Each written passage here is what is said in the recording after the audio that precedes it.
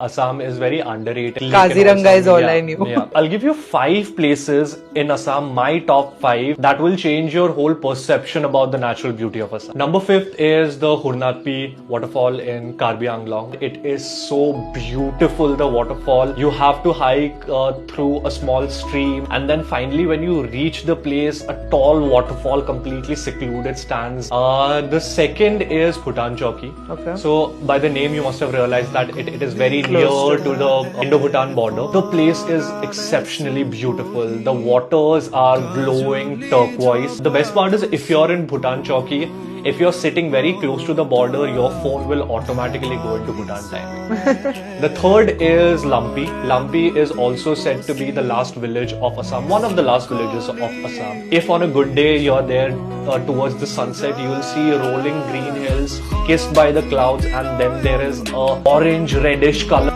Number 2 is Dikrutpi waterfall, which is again in Karbi Anglong. It is the biggest and the most beautiful waterfall of Assam. And the best part is doesn't require any hiking. I think the top place will be Tumjang Peak. So it's the highest peak of Assam. And it is so beautiful.